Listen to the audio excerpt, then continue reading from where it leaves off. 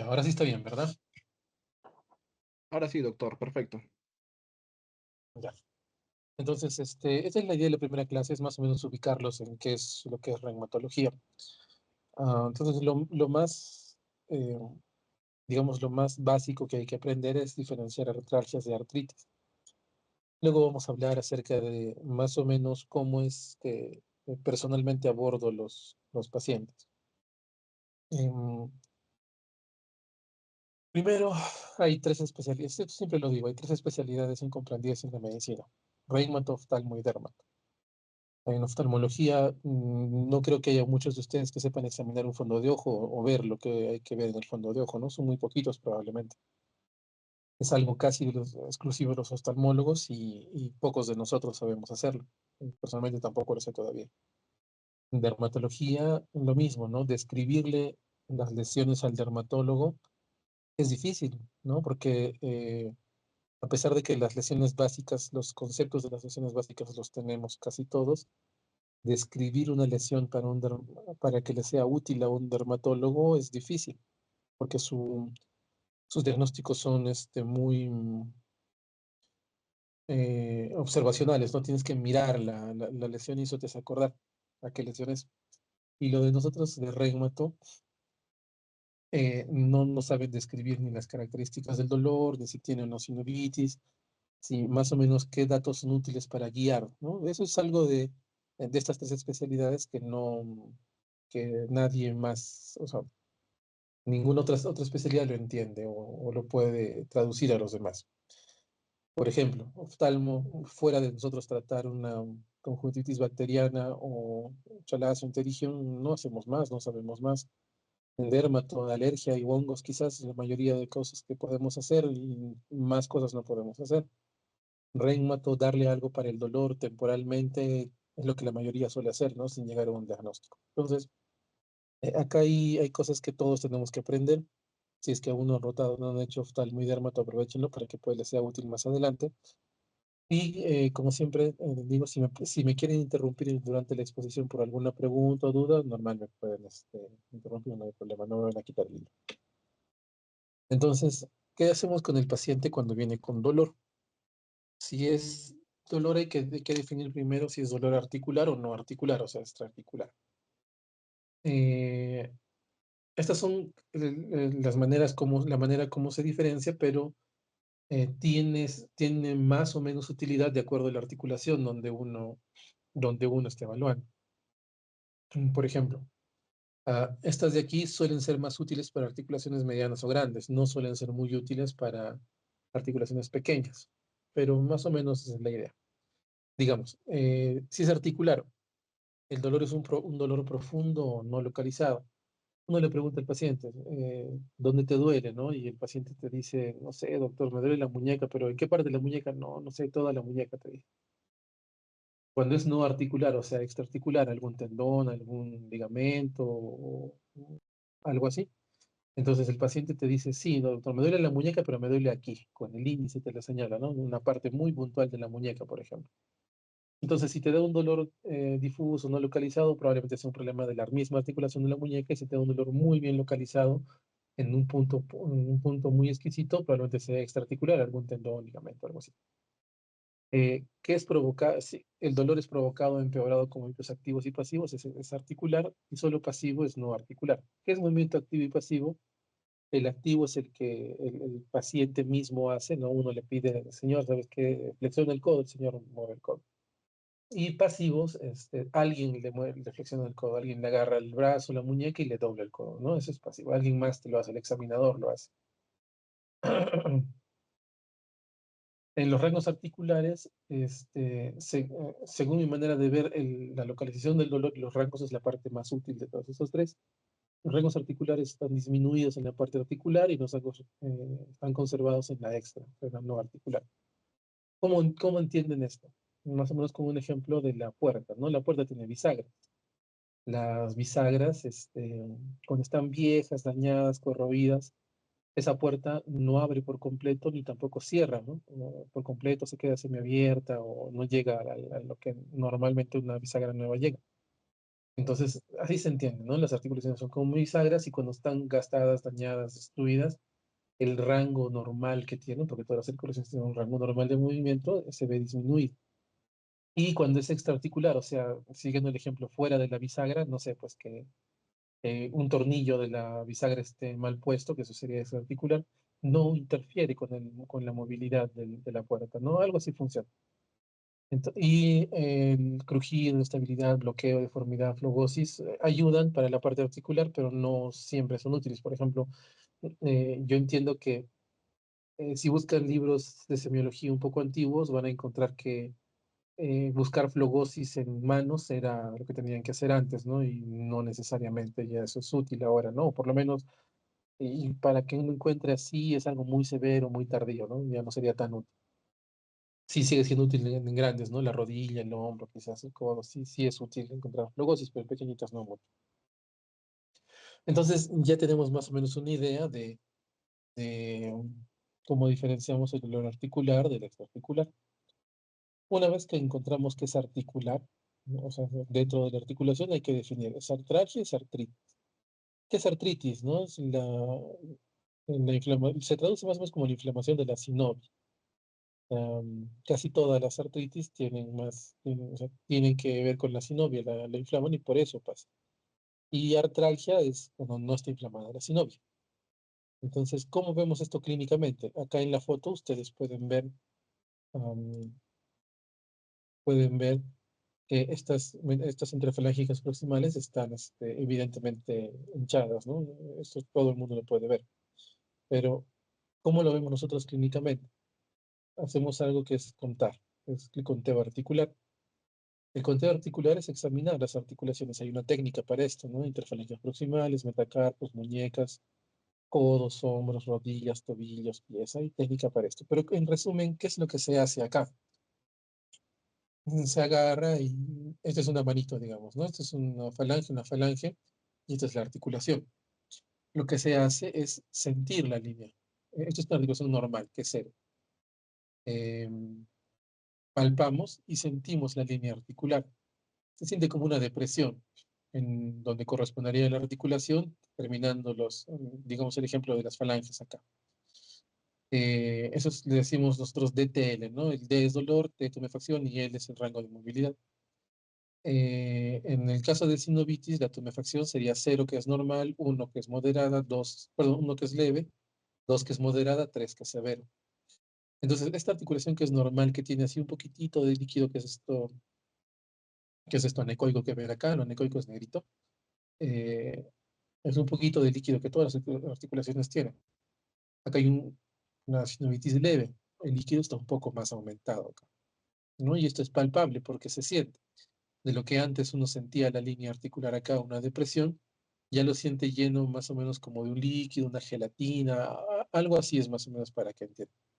Se siente, entonces ya con esto ya tiene sinovitis. Si tiene sinovitis, tiene artritis. Y nuestro diagnóstico diferencial va a ir hacia los tipos de artritis, ¿no? Si es artralgia, no tiene sinovitis, nuestro diagnóstico diferencial va a ir para enfermedades que van con artralgia. Esta es moderada, ¿no? El líquido está más grande, tiene más volumen. Incluso acá se ve un poquito de hinchazón de la piel, ¿no? La piel que debe estar planita, se ve un poquito hinchada. Y acá esa es una severa, ¿no? Sinovitis severa. Acá ya hay bastante líquido, ya la sinovia está crecida y acá es evidentemente la deformidad, ¿no? El edema, ¿no? De la piel. Ya es visible, acá también es un poco visible, acá es mucho más visible. Entonces, siguiendo el ejemplo anterior, esto sería quizás un 2 o 3, ¿no? De repente. Em, una vez que tenemos, ¿qué otra cosa nos puede ayudar? ¿Mm? El aprender a contar, el aprender a diferenciar esto, lo normal, de lo leve, moderado, severo, toma tiempo. Toma semanas, meses, años. Es muy difícil. Hay cursos para contar, pero es muy difícil que alguien de cero aprenda a contar en un curso. Entonces, ¿cómo harían ustedes, no? Que aunque van a rotar tiempo, probablemente algunos puedan aprender más o menos cómo se siente una articulación con sinusitis leve, moderado, severo, pero no van a ser todos y también varía de examinador a examinador. Esto es algo muy subjetivo. El ejemplo es con el tacto vaginal, ¿no? El tacto vaginal que se hace en ginecología, han visto que las obstetrices y los médicos, e incluso entre mismos médicos o entre mismos obstetrices, dan diferentes números, ¿no? De acuerdo al tacto, en el tacto que hacen en el mismo paciente. Lo mismo es con nosotros. No hay una correlación entre examinadores, esto no ha sido todavía, no se ha conseguido lograr eso, ¿no? A pesar de que hay técnica descrita, no se ha conseguido que todas las personas contemos relativamente parecido. ¿Qué otra cosa se puede hacer? Entonces nos ayuda un poco con el dolor mecánico o inflamatorio. El dolor mecánico, ah, vamos primero por la parte lumbar y luego nos trasladamos a la parte articular. El dolor lumbar inflamatorio mejora con el mecánico, perdón, mejora con el reposo. ¿Cuál es el ejemplo de un dolor lumbar mecánico? El dolor lumbar mecánico es el ejemplo cuando uno levanta algo pesado, ¿no? Le pide, su papá, mamá les pide ayuda para levantar algo pesado y lo están levantando y ahí sienten un dolor intenso, intenso, intenso, súbito en la zona lumbar. ¿Qué es lo que hacen ustedes ahí? Lo primero que van a hacer es echarse y descansar, ¿no? Porque el reposo mejora. Están que les duele la espalda, ustedes piensan que van a querer levantar otra vez o salir a correr, a caminar, ¿no? Van a quedarse echaditos, ¿no? Entonces, ¿por qué no quieren hacer nada? Porque el ejercicio lo empeora. Y uno descansa, ¿no? Se echa en su cama a descansar y duerme tranquilito. Y recién cuando uno quiere pararse, se le vuelve a doler la espalda, ¿no? Entonces, no hay despertares nocturnos en el mecánico. Porque cuando uno está echado durmiendo es cuando más descansa. ¿El inflamatorio cómo es? El inflamatorio es al revés. De lo que antes mejoraba con el reposo, o sea, como les decía, ¿no? Les duele la espalda por levantar mucho y se quieren echar a descansar. Este no, ¿no? Le duele, despierta con el dolor en la mañana y digamos que se echa a descansar un rato y el dolor va empeorando, empeorando, empeorando, empeorando.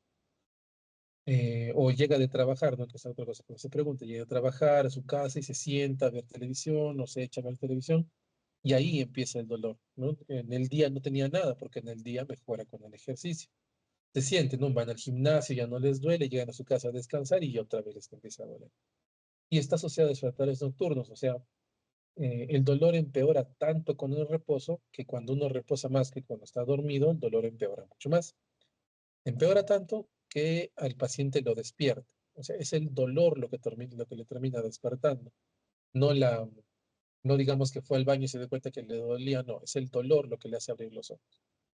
Y en la parte, como decía, lumbar, para hacer lumbalgia inflamatoria, tiene que ser un paciente joven, ¿no? Menor de 40 a 45 años, y tiene que ser mayor a 3 meses, o sea, un tiempo mayor a 3 meses. En la parte mecánica, en cualquier edad, cualquier persona puede tener dolor lumbar, no, no hay problema. En la lumbalgia mecánica y la edad es variable, ¿no? Cualquier edad, cualquier persona, no hay problema. El tiempo también, a veces son días, semanas, digamos, intermitente, viene y va, desaparece. No hay un curso típico, ¿no? Acá sí es casi diario por más de 3 meses. Entonces, si es un dolor, digamos, articular de manos, muñecas, codos, y uno pregunta de esto y es inflamatorio, ya, bueno, quizás te haga pensar en que es de artritis, ¿no? Luego, esta es otra cosa que les puede ser útil a ustedes. Tiene que ser la definición de artralgias clínicamente sospechosas. ¿Cómo es esto? La idea era que uno examina, no tiene artritis, o sea, al examinar no tiene sinovitis, solo es artralgia, pero tiene alguna de estas cosas, ¿no? Tiene una duración menor a un año. ¿Por qué ponen esto? Porque cuando ustedes estén en consulta o vean a alguien en consulta, o los pacientes mismos, ¿no? Te dice el paciente, y doctor, ¿qué tengo? ¿Artritis o artrosis? Porque esa es siempre la disyuntiva entre medicina general, medicina interna, entre los pacientes, cuál enfermedad tengo. Y como esas artrosis es muy común y de las autoinmunes, bueno, la artritis también es, digamos, el diferencial de esto. Entonces el paciente te pregunta, ¿y doctor, qué tengo? ¿Artritis o artrosis? Estos criterios son para intentar más o menos diferenciar una de otra en personas que no saben contar. Ayuda. Dice síntomas menores de un año. ¿Por qué? Porque si tuviese síntomas de larga data, mucho tiempo, probablemente no sea una enfermedad seria, ¿no? Probablemente sea artrosis nomás o osteoartritis, que es el nombre correcto. Si tiene síntomas de poco tiempo y ya está en la consulta, no, probablemente sea algo serio, no es algo que le ocasiona tanta molestia que en poco tiempo ha tenido que ir a la consulta. Síntomas localizados en metacarpofalángicas, en articulaciones metacarpofalángicas. ¿Qué es esto? Cuando nosotros tenemos, las enfermedades tienen ciertos patrones que son típicos de la enfermedad. Por ejemplo, en osteoartritis, que es artrosis, otra vez les digo, en osteoartritis el patrón típico de dolores interfalángicas proximales y distales, ¿no? Los deditos, digamos. Y el patrón típico de artritis reumatoide es de metacarpofalángicas e interfalángicas proximales, o sea, los nudillos y las interfalángicas proximales. Entonces, ¿qué hicieron aquí? Aquí les quitaron las interfalángicas para evitar la equivocación. Y si es que el paciente tiene dolor en metacarpofalángicas, ya te habla de que de repente llegó una enfermedad. La rigidez matutina de más de una hora. Todos los problemas articulares, toditos, ¿no? Tendinosinuvitis, osteoartritis, artritis reumatoide, todos, incluso algunos neurológicos también, tienen algo que se llama rigidez matutina, que después de un reposo prolongado se sienten rígidos, duros, y toma un tiempo, digamos que en calentar para que uno se sienta normal otra vez. Ese tiempo es el que le dice más de una hora. Pocas enfermedades, si no es que ninguna, dan una rigidez matutina de más de una hora que no sea artritis reumatoide.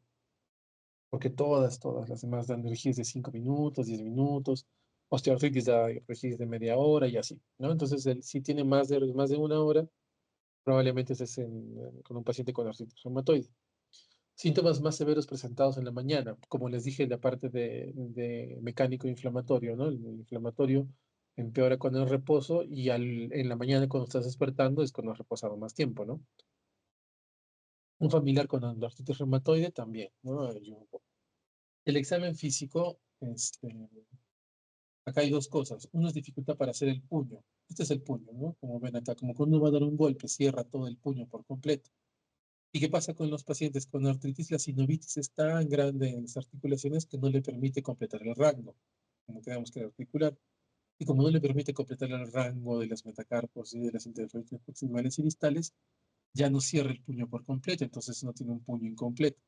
Si es el puño incompleto, entonces quizás sea de algún tipo de artritis. Y el otro es el squeeze. El squeeze es el hacer la presión en las metacarpos acá. Y si es que le duele, ya debe estar pensando como en artritis reumatoide, ¿no? Esas son maniobras que, bueno, tienen una utilidad poca, pero cuando uno no sabe contar ayuda bastante. Ya, entonces, una vez que ya tenemos, a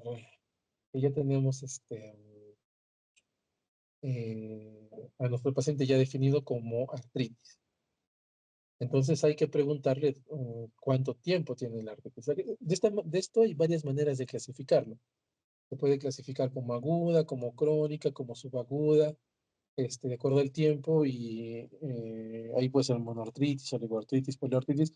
Yo le he intentado simplificar las cosas para no marearlos, porque mi intención es que ustedes, cuando terminen la- el semestre, bueno, obviamente no van a ser reumatólogos, pero tienen que estar muy ubicados en qué se piensa, cómo se piensa, cuál es el diferencial que se suele pensar. Entonces, en el tema de artritis, esto ayuda. Digamos, ¿no? Tengo una monoartritis, o sea, una sola articulación, aguda menos de 6 semanas, crónica más de 6 semanas. Entonces, ¿cuál es el diagnóstico de una monoartritis aguda? Siempre séptica. La principal sospecha en una monoartritis aguda es séptica. Tú estás forzado a hacer la artrocentesis cuando tienes una monoartritis aguda porque siempre puede ser una séptica. Entonces le haces la artrocentesis y una vez que descartas que es séptica, recién te pones a pensar en esta acá, ¿no? Las cristales como gota o condrocalcinosis, que es el depósito de cristales, eh, no es tan común, es más común que sea oligo, pero también puede ser mono. Eh, Más común que sea de articulaciones medianas, también puede ser una grande. Pero, o sea, siempre primero es una séptica, ¿no? Salvo la podagra que es una sola, una metatarsofalágica, que ahí sí se piensa de frente en gota primero, no una séptica, ¿no? Se piensa en monoartritis aguda de las grandes, rodillas, hombros, así, séptica va primero. Y una reactiva también. Por eso la reactiva tiene que haber el antecedente pues, de la infección o si tienen uveitis, si tienen ojo rojo, o la diarrea, un paciente muy joven, ¿no? Muy joven con una reactiva, también tiene la sospecha. Si es crónica, una monoartritis crónica es séptica también, pero por tuberculosis principalmente. Y lo otro que sí tienen que tener en la mente es que las monoartritis crónicas también se piensa en neoplasia. Las monoartritis crónicas, digamos una rodilla, ¿no? Que esté con artritis muchas semanas o meses, uno siempre va a terminar en la biopsia de la sinovia para, una vez que ha buscado otros gérmenes, para buscar TBC y neoplasia. Esas son las cosas más frecuentes que se tienen que buscar acá. Am, la oligoartritis es de 2 a 4 articulaciones, o sea, las 2 a 4 articulaciones tienen sinovitis. Si es aguda, acá se va a pensar en cristales de frente, o sinoartritis reactiva. Si es crónica, una oligoartritis crónica, se va a pensar más en EDTCs. ¿EDTCs qué son? Son enfermedades difusas de tejido conectivo. Eh, Van a ser en sus clases lupus, artritis reumatoide, Sjögren, miopatías inflamatorias, así. Todas esas son enfermedades difusas de tejido conectivo. ¿Cuáles son? Lupus, Sjögren, artritis reumatoide, esclerosis sistémica, miopatías inflamatorias, enfermedad mixta de tejido conectivo y enfermedad indiferenciada de tejido conectivo. Esas son las EDTCs. Y la que va con la parte predominante de la articulación es artritis reumatoide, ¿no? Por eso se piensa acá. Y la otra es una espondiloartritis, ¿no? O sea, no es exacto lo que les voy a decir, pero son, digamos, arquetipos de un paciente con una oligoartritis mujer, más va a ser para R, y una oligoartritis hombre va a ser en miembros inferiores, va a ser mucho más típica de espondiloartritis, ¿no? Que es más frecuente en hombres que mujeres, aunque también es lo mismo, ¿no? Es posible que también de mujeres los espóndilos, y es más frecuente en mujeres que en hombres las EDTCs. Así más o menos funciona. Y en la poliartritis aguda, cada de cabeza, ¿no? Siempre van a pensar en la artritis reumatoide o la otra EDTC, cristales, la séptica, pero no la séptica bacteriana por tuberculosis, sino la séptica viral. Digamos, hay pacientes con VIH, hepatitis C, que tienen como síntomas de seroconversión o síntomas de infección aguda que tengan artritis. La posinfecciosa, ¿qué es posinfecciosa? De que uno tiene alguna infección de lo que sea, ¿no? De gripe, una neumonía o algo así, y después de la infección aparece artritis que se autolimita solo en pocos días o semanas. O sea, no requiere tratamiento, simplemente es una reacción, algo así como la reactiva, algo parecido a la reactiva. Y las espondiloartritis también van acá. Y crónica, con mucha más razón, va una poliartritis crónica simétrica. Simétrica es de artritis reumatoide, ¿no? Las espondiloartritis, vasculitis. No son tan frecuentes las vasculitis, pero las pongo como para que tengan una idea, ¿no? Que también vienen con artritis, no solo es pulmón, riñón, piel, también causa artritis las vasculitis. Y lo otro que siempre hay que tener en cabeza es la paraneoplásica, ¿no? Si no tiene un paciente adulto mayor, que tiene sinovitis clínica, quizás es asimétrica, y viene y pide los anticuerpos y todos salen negativos, quizás estás frente a una paraneoplásica. Acá te das cuenta porque tratan el cáncer, digamos, le hacen la cirugía del tumor que tengan y ya no tiene artritis. Así funciona esto. Y lo otro es la artralgia, ¿no? Donde tienes pacientes que tú cuentas, examinas, no tienes sinovitis, entonces es artralgia. Esto lo podríamos dividir en dos, ¿no? La mecánica y la degenerativa. La mecánica es por sobrecarga. Uno se pone a correr, ¿no? Corren, nunca han corrido y se van a correr 10 kilómetros. Obviamente les va a doler las rodillas y los tobillos. Y trauma también, ¿no? Estaban jugando fútbol o vóley o algo así, se caen, se golpean, obviamente les va a doler. Degenerativa la osteoartritis, ¿no? Es también como todas estas cosas que vamos a hablar ahora es más o menos cómo abordar a los pacientes o cómo me parece a mí que deberían abordarse. Yo intento siempre simplificarles las cosas, entonces acá ven algunos temas de dolor de mano, pero no son todos. Hay muchos más, lo mismo es en muñecas, codos, caderas, rodillas. Hay muchas otras cosas más que duelen, pero tampoco no es la idea marearlos, ¿no? La idea es que se vayan más o menos ubicados. Incluso, habiendo resumido bastante, son hartos. Entonces, ¿qué cosas viene el paciente, no? Estamos en la parte extraarticular. Viene el paciente, uno lo examina, no tiene sinovitis y el dolor está extraarticular, o sea, no es ni artralgia ni artritis, pero le duele la mano, por ejemplo. Entonces, examinamos y lo primero, la tendinocinivitis flexora, que es lo de acá arriba, la polea, los tendones son palpables. Cuando se inflama la vaina, cuando aumenta el líquido, el tendón se hace palpable. Entonces uno examina la palma de la mano y siente una correa, una pita, una cuerda acá, en esta zona, entonces ya el tendón es el que está doliéndole la manita. Y es acá, ¿no? En la palma de la mano. La extensora lo mismo. Uno examina y provoca el dolor en ese momento, también se siente, son palpables los tendones, los extensores. El túnel del carpo, ¿no? Que es este de acá, que es el dolor, ¿no? En los tres primeros dedos, pues la mitad de este cuarto dedo. Y hay maniobras para esto, ¿no? La maniobra es Tiner, que es lo que está golpeando acá el mediano, y Funnel o Funnel invertido. Hay muchas más maniobras para túnel del carpo, muchas, muchas más. Sería bueno que ustedes las lean, porque así como seguro cuando han hecho neurología les han intentado hacer aprender los Babinski y sus sucedáneos, y ustedes seguro han pensado, bueno, con el Babinski es suficiente, nunca voy a necesitarlo. Va a llegar un momento en que no vas a poder hacer un Babinski, vas a necesitar haber aprendido los sucedáneos en Babinski. Lo mismo está acá, de repente va a haber un momento en que no vas a poder hacer un Tiner por alguna razón, o un fan, y necesitas aprender el resto de maniobras de este lado. Gullón lo mismo, ¿no? Es la compresión del cubital en el canal de Gullón, que está aquí. El diagnóstico también es como, hay varias maniobras, también se usa Tinel aquí, y el dolor, ¿no? Es el quinto dedo y la mitad cubital del cuarto. En muñeca. Muñeca, la que es más frecuente es el Kerbai, la tenosideritis del extensor corto aductor largo que es aquí. Duele, ¿no? Por la tabaquera anatómica por ahí. La maniobra es Flickenstein, que es lo que están viendo acá, que es el primer dedo que está envuelto en los demás y luego se hace la, la aducción de la muñeca y provocas dolor en esta zona, ¿no? Es típico, por ejemplo, de madres primerizas que recién están cargando a su bebé. Es muy común que tengan Herbaíno, personas que trabajan con su dedo. También es bien frecuente con el pulgar. O sea, que usan mucho el pulgar en el trabajo. Codo.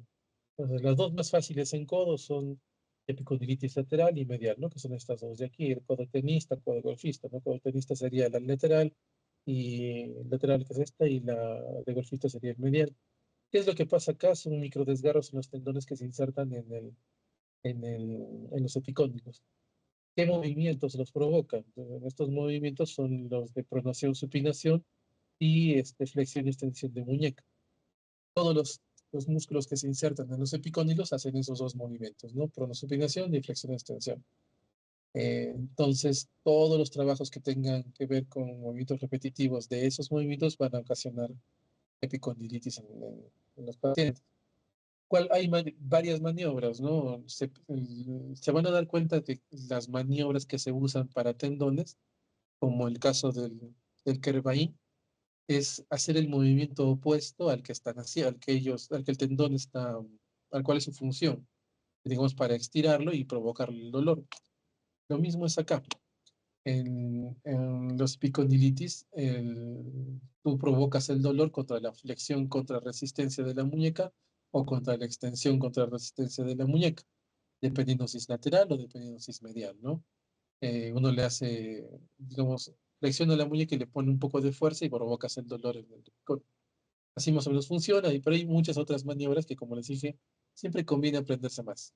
Mientras más maniobras sepan, mejores diagnósticos van a hacer. La bursitis olecraniana, que es típica de gota, que es acá, en la bursa toda hinchada, llena de líquido, y la tendinitis del tríceps, que es acá, el dolor es aquí, justo por encima del olecrano.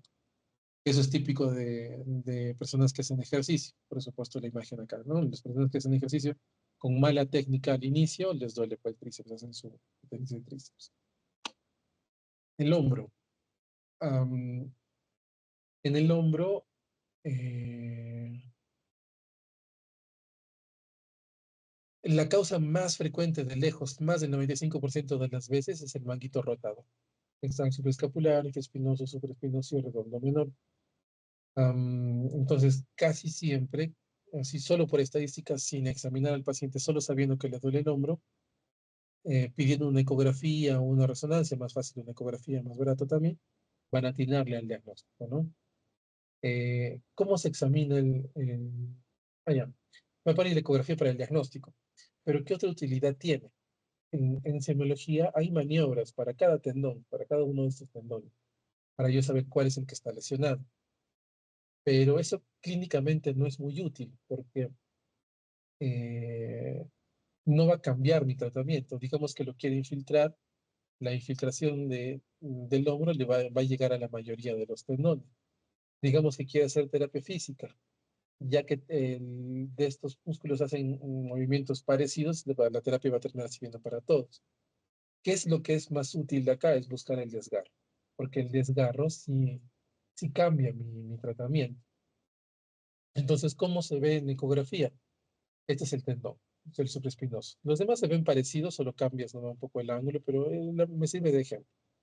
Entonces, este de acá es el tendón, este que es como semiluna, y se puede romper. Acá, por ejemplo, bueno, no está bien la imagen, pero si veríamos algo anecogénico aquí, sería un desgarro parcial, ¿no? Está roto algunas de sus fibras. Un desgarro total, se han roto todas sus fibras, pero no en toda su extensión el tendón. Y un completo se ha roto todo el tendón en toda su extensión, como cuando uno rompe un papel, ¿no? Se rompió todo. Eh, Algunos lo intentan poner en espesor parcial total, o sea, en el ancho del tendón, en el grosor del tendón, parcial o total, y cuando ya abarca todo el tendón en toda su extensión, un total, ya es completo. Pero la idea de la ecografía siempre es buscar el desgarro, ¿no? Que es la parte más importante. También hay otras cosas, ¿no? Descalcificaciones, si es crónica, si, tiene muchas utilidades la ecografía. ¿Cómo se examina? Porque esta parte es muy común, es muy frecuente, digamos, de la consulta que ustedes tengan cuando termina, siempre va a venir un hombro, siempre hay un hombro que examinar. El hombro también puede tener artritis, también puede ser susceptible a sentirse la sinovitis, solo que no es tan fácil, es un poco más difícil que codo, muñeca, porque esas articulaciones, manitos, esas articulaciones son más superficiales, ¿no? Hombro está, salvo la parte anterior del hombro, donde está el tendón bicipital, todo el hombro está cubierto por músculo, solo en la parte anterior es palpable. Eh, pero como es difícil, no me voy a enfocar mucho en eso, me voy a enfocar en el manguito rotador, que es extraarticular. Entonces, ¿cómo examinas el hombro? Al inicio hablamos de rangos articulares, ¿no? Hablamos de cómo diferenciar. Entonces, aquí es más útil el rango. Entonces, para saber el rango articular, tengo que saber más o menos qué movimientos tiene el hombro. Entonces, el hombro, si la rotación interna y externa, hasta una persona, digamos, como pidiendo limosna, y el brazo lo gira hacia afuera, la mano la gira hacia afuera, es externa, ¿no? La gira hacia el pecho, es interna, la flexión es para acá, la extensión para atrás. La aducción es acercarlo a la línea media, ¿no? Lo pegas hacia el muslo y la aducción lo alejas, ¿no? De la línea media, lo pones así el brazo. La aducción es hasta los 90 grados, 90 grados. Estos más o menos tienen que tener un 160, por ahí 160 grados más o menos de rotación. Y hay un movimiento más, que no está aquí, que está acá, que es la elevación del hombro. ¿Cómo es la elevación? Es como cuando pasan la lista y levantan la mano a decir presente, a levantar toda la mano hasta arriba, eso es elevación. Y la elevación no es un movimiento, como ven acá, únicamente de hombro, está involucrada la escápula. Entonces, ¿cómo hacemos para eliminar la escápula en el examen físico? Hacemos lo que está haciendo este señor de aquí, este es digamos, el examinador. El examinador está poniendo la mano sobre la escápula, la está fijando para que la escápula no se eleve. Y al fijar la escápula, el hombro ya no eleva, entonces solo va a abducir. Entonces nos quita esa confusión, ¿no? Del escape, al fijarla con la mano acá. Y lo que está haciendo ahorita es abduciendo y ya pues así llega a los 90 grados, se abduce bien. ¿No? Y ahora cadera. Pero antes de hablar de cadera, pueden enviar mensajes, ¿no? Por favor, si me contesta alguien, pueden enviar mensajes. Hola. Sí, doctor. Ya, entonces, si todos pueden enviar mensajes, ¿cuántos estamos conectados ahorita?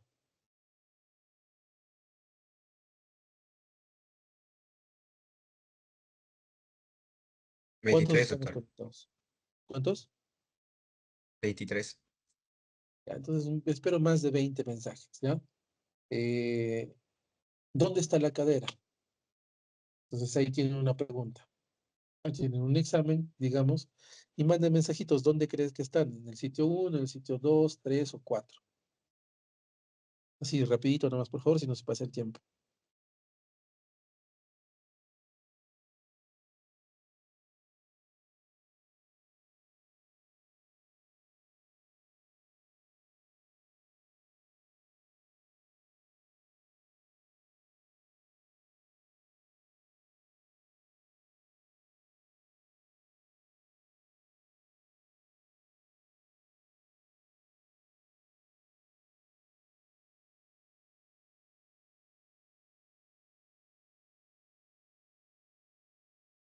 ¿Ya? Todavía.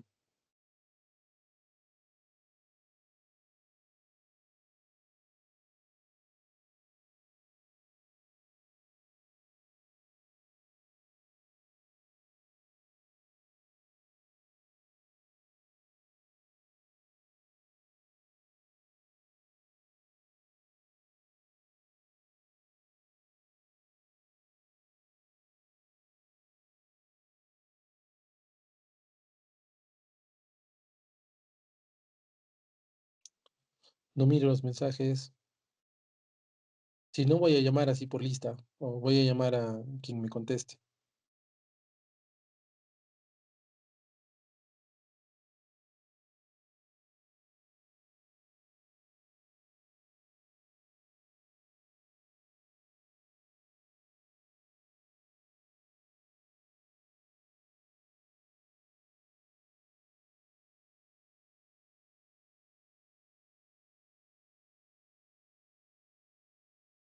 Creo que no se pueden enviar, ¿no?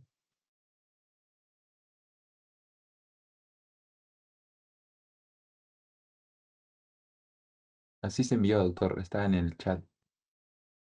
No, no puedo entrar, a ver. Vamos a ver. ¿Dónde está el chat?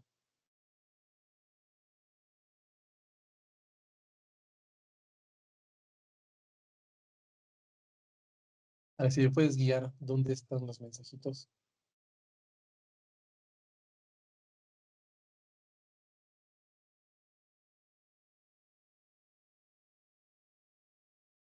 Ah, creo, doctor, que no le aparece esa opción, creo.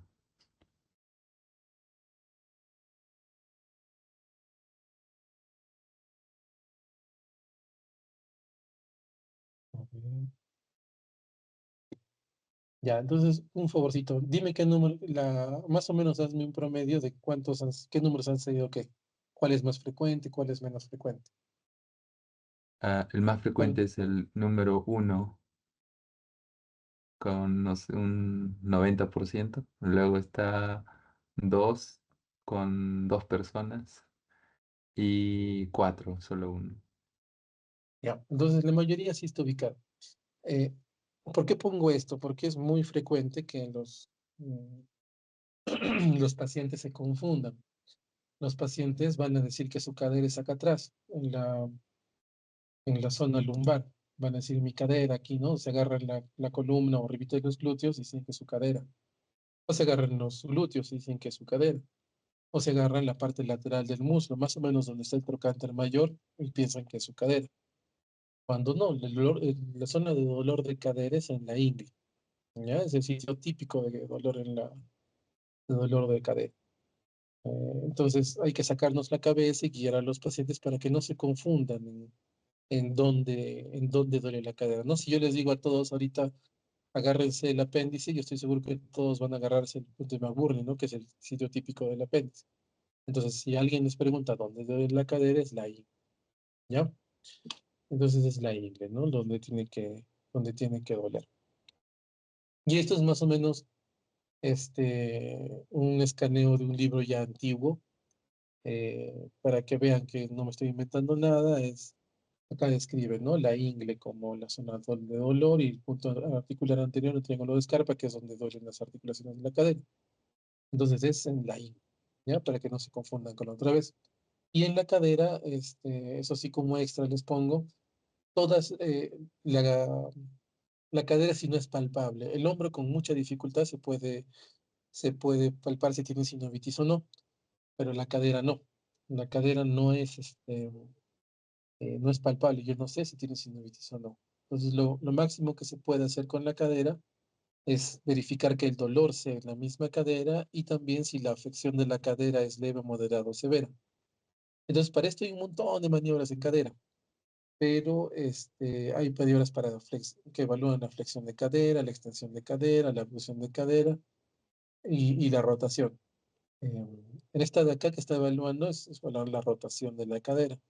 ¿Por qué la rotación es la más útil? Pues es la que menos confunde, porque digamos, la flexión y extensión puede ser alterada por problemas de rodilla.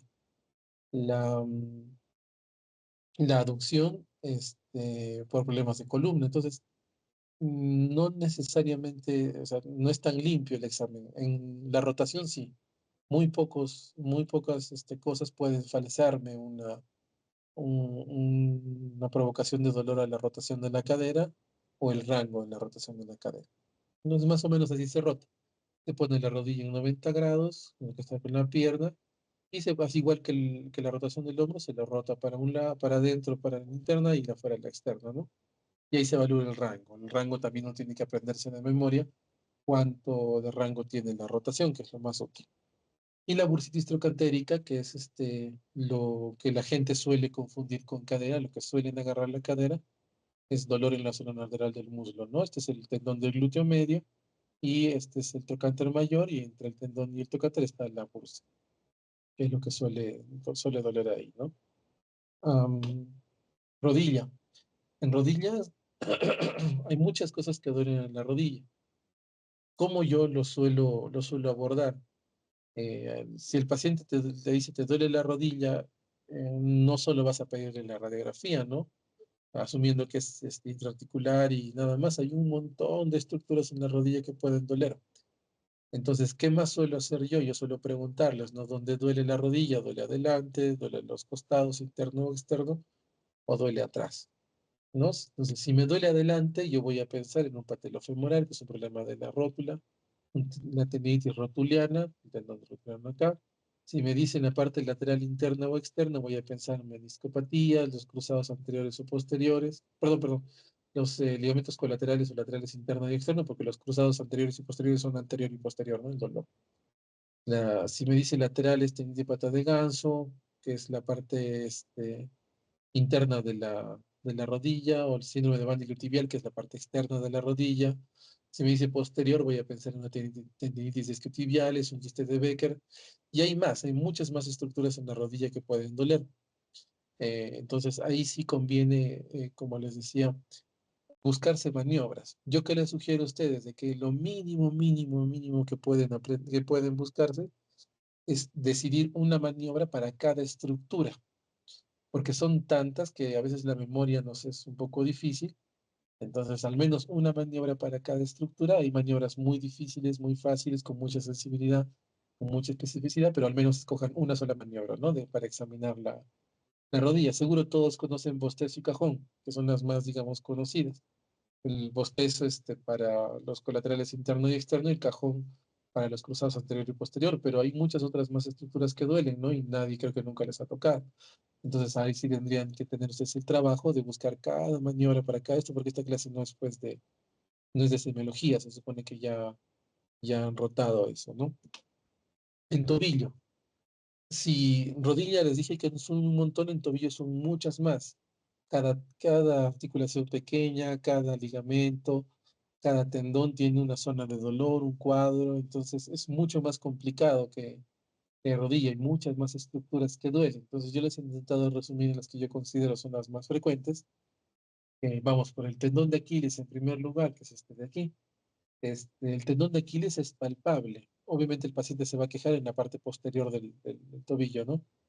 Es palpable, un tendón de Aquiles sanito es delgadito y uno inflamado está engrosado. El tendón es tan grande y tan accesible que es muy fácil diferenciar el tendón de Aquiles engrosado una vez que entiendes la diferencia.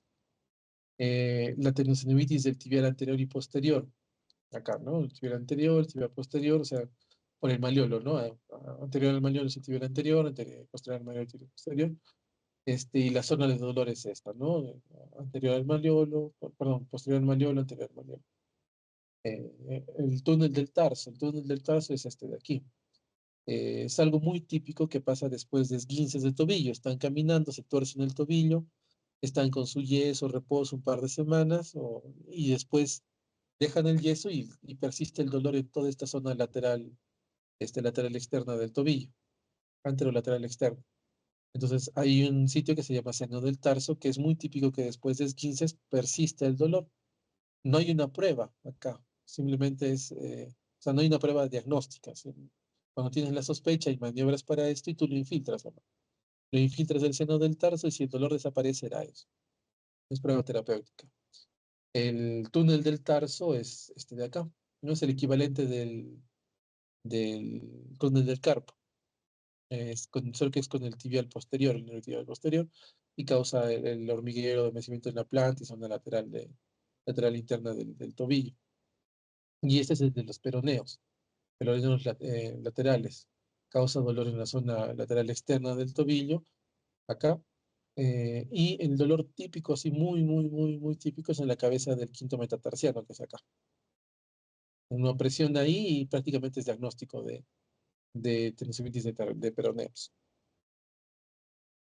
El pie, el espolón calcáneo, el espolón y fascitis plantar son, digamos, momentos diferentes de la misma enfermedad, ¿no? Uno suele empezar con fascitis plantar y si no hace nada termina apareciendo un espolón, que es como ven acá, que aparece el espolón. Y las maniobras es simplemente provocar el dolor acá en la palpación para la fascitis plantar y lo mismo para el espolón. El neurinoma de Morton es un crecimiento usualmente entre el tercer y cuarto metatarsiano del plexo interdigital por la fricción. Entonces, digamos que zapatos muy apretados, como les gusta usar a las mujercitas, aparte del juanete, también suelen causar neurinoma de Morton, ¿no? Y el síntoma es el hormigueo, ardor, quemazón, parestesias de los dedos donde tienes el neurinoma, ¿no? Entonces, realmente el tercer y cuarto suelen ser los afectados. Y el diagnóstico es a veces un poco difícil con imagen, la ecografía, la resonancia a veces ayuda, y acá se infiltra conservatoramente, se hace terapia quizás un poquito, o si no, cirugía. O la ablación también con radiofrecuencia, también puede ser. Acá sería la terapia, el tratamiento sería la infiltración o la terapia física. La infiltración en casi todos los casos de tendones es parte del tratamiento, la terapia física también es parte del tratamiento en casi todo lo extraarticular, solo que la infiltración es un alivio temporal, ¿no? Yo le infiltro, digamos, el talón en una fascitis plantar, le calmo el dolor por algunos meses, pero como no ha cambiado el sobrepeso, no ha cambiado la técnica para caminar, no ha cambiado los zapatos, otra vez va a aparecer, ¿no? Como una fascitis plantar ese paciente y uno no puede estar infiltrándole a cada rato. Por eso es que más fácil es, bueno, más seguro para el paciente es terapia física. Ahí le enseñan los ejercicios para evitar que vuelvan a tener el mismo problema, ¿no? Usando la infiltración como un rescate. Esto que es más o menos cierto para casi todos los problemas extraarticulares. Para los intra es diferente, ¿no? Pero las infiltraciones y terapia que son un tratamiento usual de todo el extraarticular.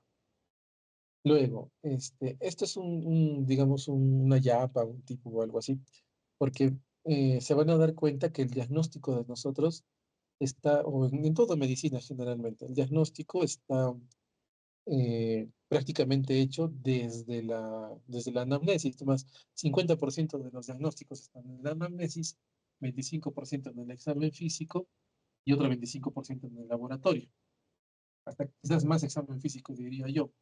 Entonces, eh, ¿qué pasa? Suelen equivocarse a dónde mandar.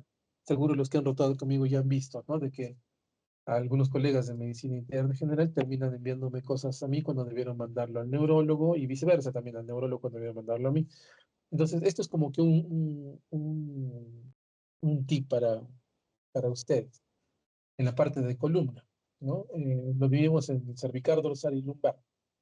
Si es cervical y está localizado exclusivamente en la cervical posterior, está azulito, o sea, solo para el reumatólogo nomás, no para el neurólogo. Acá se está disyuntiva, es al neurólogo o reumatólogo. Si es dolor cervical asociado a síntomas referidos a cabeza, o sea, digamos que le duele el cuello y la parte occipital de la cabeza, ¿eso qué debe ser? Debe ser una cefalea tensional, debe ser entonces para el neurólogo. Si es dolor cervical asociado a dolor en las extremidades superiores de origen radicular o referido, ¿qué es esto? Esa es una radiculopatía del plexo cervical, el plexo braquial, perdón, el plexo braquial. Entonces, ¿a quién tienen que mandarlo? Al neurólogo. Si es dorsal localizado exclusivamente en la región dorsal, al reumato, ¿no? ¿Qué es lo más probable que tenga escoliosis? Si es dorsal y torácico, o sea, hay dolor dorsal que se irradia en la parte anterior del tórax, ¿qué debe ser? Debe ser una neuropatía intercostal, entonces al neurólogo. Si es lumbar, localizado en la región lumbar o a lo más en las nalgas, es para Raynaud. Debe tener o sacrileitis, o debe tener escoliosis, o debe tener algo así, algo mecánico o algo inflamatorio, ¿no? No sé todavía, pero de qué es para Raynaud o para Raynaud. Si es lumbar asociado a dolor en las extremidades inferiores, o sea, tiene irradiación en las extremidades inferiores para neurología, ¿no? Es una radiculopatía eh, lumbosacra, probablemente. Entonces, esto es como un resumen de qué mandar a quién. Y lo otro que también suele haber error, eso sí creo que es en las postas, centros de salud, que suele haber, digamos, es mucho más frecuente tener un traumatólogo a la mano en las postas, centros hospitales que un reino. Entonces, a veces por, por costumbre hacemos algunas cosas, pero ¿cómo sabemos diferenciar qué es un reumatólogo, qué es un traumatólogo? Entonces, los dos vemos tendones, articulaciones, ligamentos. Es la parte que tenemos en común, solo que nuestro abordaje es diferente. El traumatólogo lo que va a hacer es buscar tratamientos quirúrgicos para esto. Entonces, ¿cómo sabes? Se ha desgarrado un músculo y es muy grande y lo tienen que operar, traumatología. Se ha desgarrado un músculo, lo abre el traumatólogo, dice, "Ah, no es para operar, lo manda a la medicina física. Reumatología, yo no voy a ver desgarros musculares, por ejemplo, ¿no? Ha tenido un esguince, obviamente se cayó, se torció, se golpeó, es con traumatología, pero el traumatismo reciente, ¿no? Se cayó ayer, antes de ayer, hace una semana, algo así. Si cae hace 3 años, 5 años, eso no tiene que ver con el problema de ahora. Entonces, el traumatólogo que hace ver los problemas articulares, tendones, golpes, tendones, ligamentos, así, pero post golpe, post algo traumático, un accidente, caída, golpe, y el tratamiento de cirugías de enfermedades musculoesqueléticas. O sea, digamos que el paciente tiene osteoartritis, tiene artrosis. Es leve, ¿no? El traumatólogo no va a intervenir ahí, porque la leve o moderada se calma el dolor nomás. Es severa, ya se gastó todo el cartílago. La para prótesis, ahí el traumatólogo interviene en lo de la prótesis, ¿no? En hacer la cirugía, los cuidados operatorios. Entonces, y lo extra que tenemos los de reumatos es la parte autoinmune, ¿no? Pero entonces ya más o menos se entiende a qué mandar a quién. Porque a veces el paciente, pues, en el sistema de salud tan lento que tenemos, mandarlos a una especialidad incorrecta son meses de sufrimiento para el paciente. Entonces, hay que procurar siempre mandar a donde corresponda. Listo, muchas gracias. Si tienen preguntas, por favor.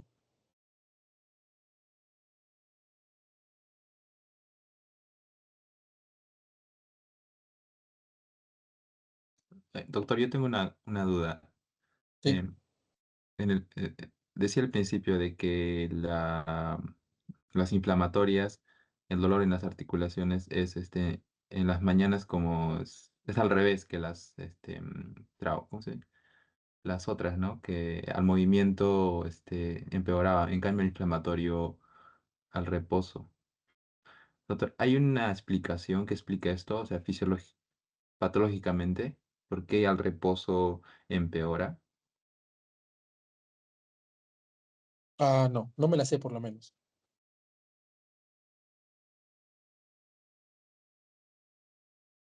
O sea, del mecánico que mejora con el reposo sí tiene sentido, ¿no? Porque la estructura que está lesionada al no moverse no duele, pero lo inflamatorio no recuerdo ahorita una razón de por qué empeora con el reposo. Y en Ah, otra clase perfecto. que me toca, prometo responder. Ya, doctor. Y doctor, la última consulta. Usted hablaba de infiltraciones. ¿A qué se refería con eso, doctor? Ah, ya. Eh, Infiltración es el procedimiento de con una agujita colocar un medicamento en alguna articulación. Puede ser diferentes medicamentos, pero este, el sitio más común para infiltrar es rodilla, lo más fácil, digamos, para infiltrar es rodilla. ¿A qué se refiere? Digamos que venga y esté con la rodilla hinchada, ¿no? Esté con osteoartritis y ve una rodilla bien hinchada que le está doliendo al paciente. Entonces yo voy a agarrar un corticoide, probablemente que para desinflamarle la rodilla, con una aguja voy a entrar desde aquí, meto la aguja acá en la articulación, coloco el medicamento y saco. Eso es infiltración. En realidad es bien fácil infiltrar. Eh, Se puede infiltrar diferentes medicamentos. Por ejemplo, se puede hacer pruebas diagnósticas. Les dije hace un ratito del túnel del tarso, ¿no? Justo donde te está poniendo el dedito, ahí con una jeringa llena de lidocaína se puede clavar, metes la aguja hasta el seno del tarso, colocas la lidocaína y si le alivias el dolor, esa es la prueba terapéutica para el diagnóstico. En sacrílicas también, estás en la duda, si no, si es una hernia o es un dolor de sacríliaco en alguien mayor, entonces le infiltras la sacrílica con lidocaína y ya. Eso se refiere de que con una aguja colocas un medicamento. En rodilla también puedes colocar ácido hialurónico, por ejemplo. No sé, los que creen en medicina complementaria, alternativa, esas cosas que no tienen evidencia, colocan la proloterapia, coloca dextrosa, los que hacen plasma rico en plaquetas, que como dije también es medicina alternativa, colocan plasma rico en plaquetas, los que hacen células madre colocan concentrados de células madre. Infiltración es el procedimiento nomás, solo que puedes infiltrarle diferentes medicamentos. Y cada articulación tiene sus maneras de abordarse. En la rodilla hay como 6 formas de entrar. El tobillo tiene 2 o 3, el codo también, el hombro tiene 4. Entonces, así hay varias formas de infiltrar una articulación. Creo que no he tocado eso porque no es el tema, ¿no? ¿Qué más? Ya, doctor, gracias.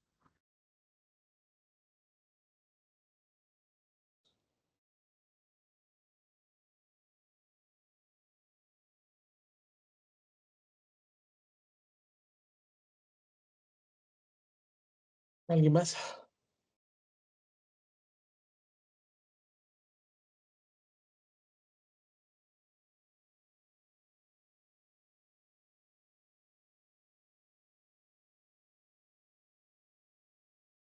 Ya, entonces, del examen físico, ¿qué no han entendido?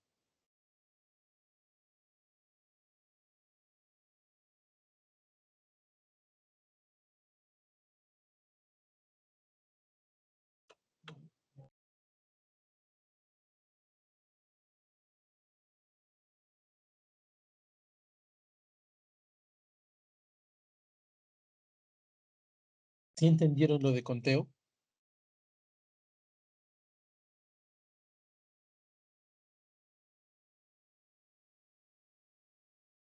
Doctor, ¿podría repetirlo? Porque no entendí esa parte. Ya. Eh,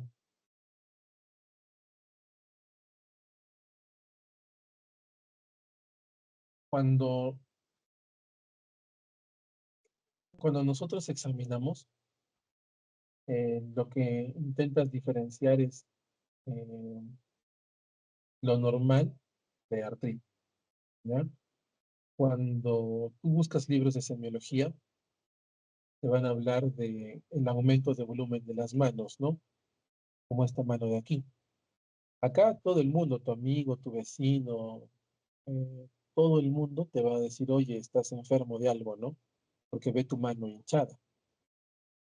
Ah, esta sería una severa o moderada, quizás. La idea de examinar es que no sea semi cuantificar cómo está el paciente. Eh, ¿Cómo te explicaré? Puedo dibujar acá, puedo editarlo.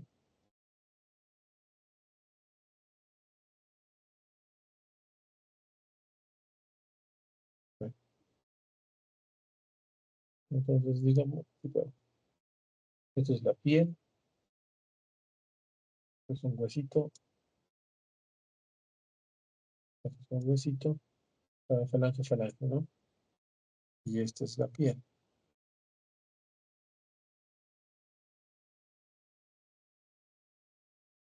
Aquí está la sinovia de la articulación. Y aquí hay un poquito de líquido, porque siempre hay líquido acá, un poquito, como lubricante de los motores, ¿no? Siempre hay un poquito de líquido para que lubrique el movimiento de la articulación.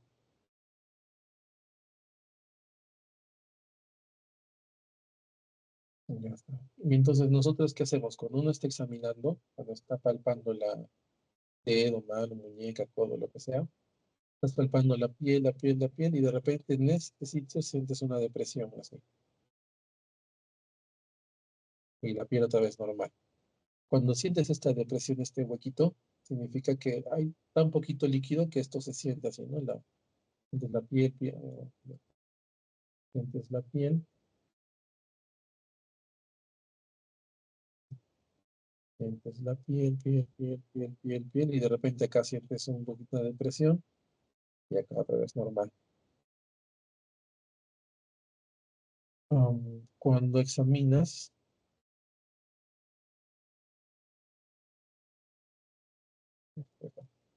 cuando examinas y digamos está inflamado la sinovia aquí, entonces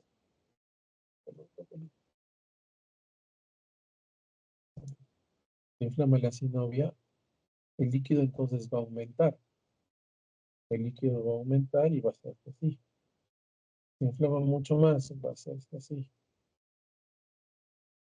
Entonces, y todo esto se llena de líquido, ¿no? De lo que era así y ahora es todo así. Y al momento de examinar, está todo lleno. Al momento de examinar, lo que se va a sentir es piel, piel, piel, piel, y de repente ya sientes una depresión acá.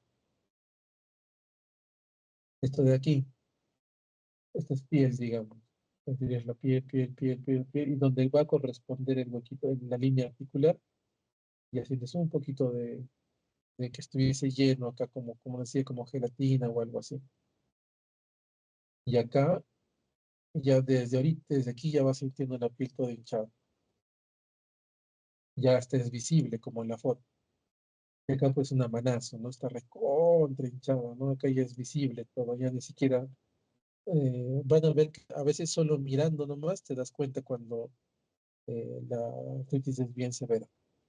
Pero es algo subjetivo, ¿no? Que tiene que sentirse. Más o menos eso es lo que es contar. Solo que cada articulación tiene una técnica diferente. Para las metacarpos, así como el dedo índice. Perdón, para las interfalángicas, el dedo índice. Para metacarpofalángicas son los dos, pulgar índice, perdón. Para metacarpofalángicas son los dos pulgares. Para muñeca es un pulgar.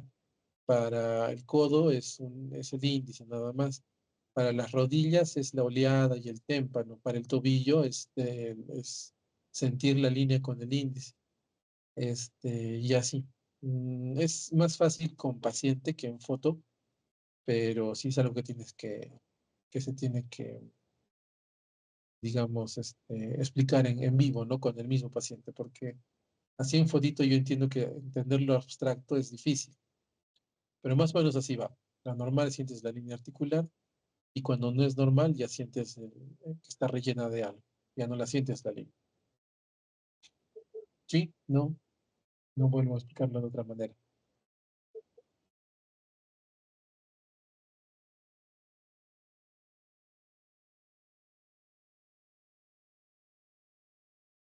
¿Sí?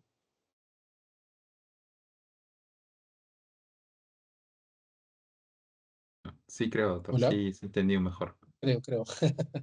Es difícil, miren, cuando te tocan en prácticas, tienes que pedirles a los doctores que te expliquen cómo se cuenta, eh, para que entiendas la diferencia.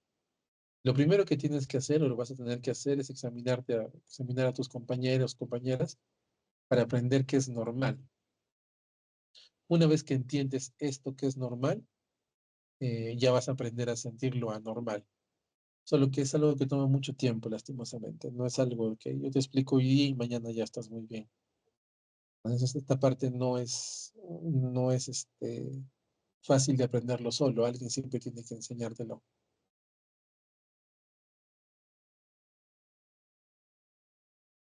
¿Algo más?